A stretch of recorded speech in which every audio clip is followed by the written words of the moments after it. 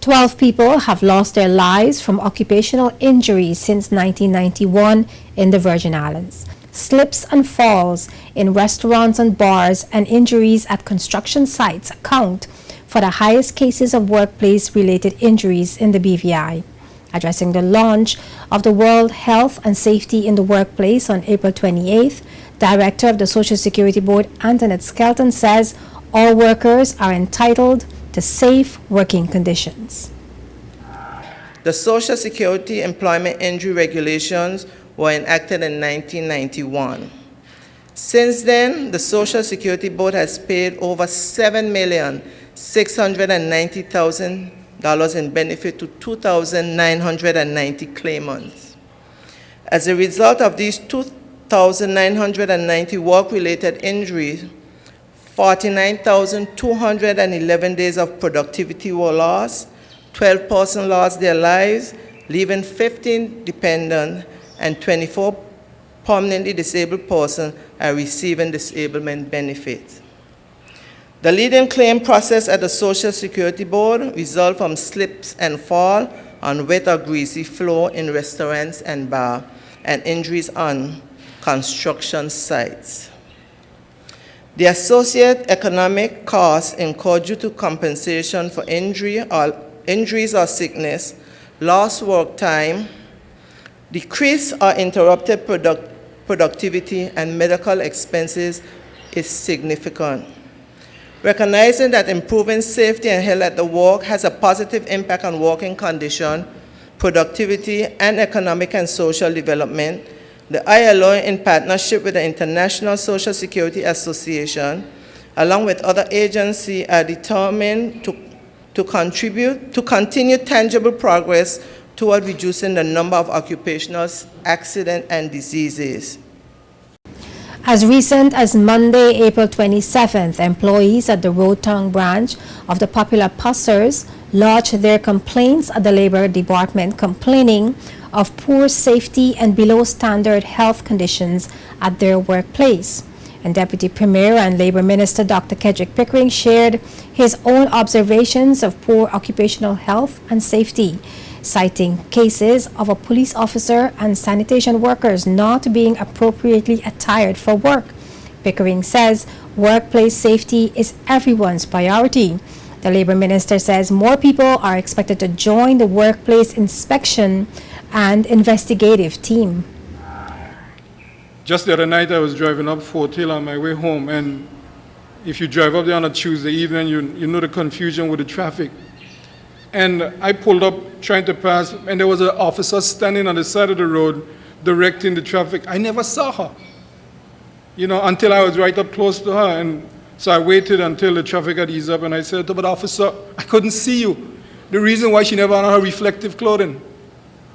Something as simple as that. She could easily have been knocked over by a motorist who did not recognize her. And it gives me, my physician instincts come out every time I see the garbage trucks and the workmen sitting on the back of the trucks and not wearing. They don't wear clothing that is protective, number one, but certainly when they're not wearing masks, it gives me the jitters thinking what they're exposed to when they're on these trucks for hours at a time. And so, as a signatory to the ILO Convention, the government of the Virgin Islands has a mandate to ensure that good work practices are maintained at the workplace, and to ensure that all instances of poor health and safety are reported. We firmly believe that organizations must adopt good work practices and guard against complacency in both public and private sector. It is not the responsibility of government alone. It is the responsibility of all of us. We all must be our brother's keepers. And so we must work deliberately.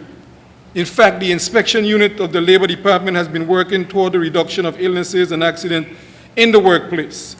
The 2010 Labor Code has served to strengthen the cause by formalizing the inspectors' powers, and the department is moving with deliberate speed to ensure that this unit is properly manned to carry out its mandate. Chairman of the Interdepartmental Technical Working Group within the Ministry of Health and Social Development, Archibald Christian, says a 2009 STEP survey revealed high levels of chronic diseases among workers. He also called on employees and employers to comply with the recommended health and safety requirements at the workplace.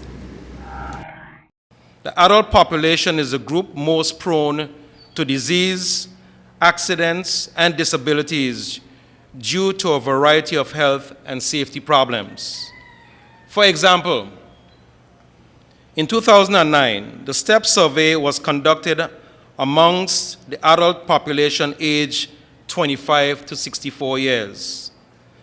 The risk factor surveyed identified a very high prevalence of risk factors for chronic diseases in the population. This is a predicator of a possible high future burden of chronic disease in the territory. The survey also showed that both men and women in the BVI were at an increased risk of chronic diseases, with almost 45% of the men and 46% of the women having 3 or more risk factors for chronic diseases. Therefore, we must work together to ensure that we put in place the necessary regulations, standards, and programs to improve the quality of health for our workers. Dr. Pickering alluded to 2 incidents in his presentation this morning, and those were serious. Yesterday, I was speaking to a major contractor. I was actually congratulating him for hiring so many of our young men on one of the major construction projects in the BVI. And he told me that one of the challenges that he was having with our young men is that they were avoiding wearing the safety harnesses that he spent his money providing, the vests, the hats, the boots, and so on. And that is a problem that we have to curtail and ensure that we reduce or eliminate throughout the workforce in the BVI, in particular on construction sites. Several government departments, statutory and private sector establishments staged booths depicting occupational safety at the event. The international recognition of occupational safety was held here under the theme, Joining in Building a Culture of Protection on Occupational Safety and Health. The local observance has been ongoing since 2009 and is hosted by the government's Department of Human Resources.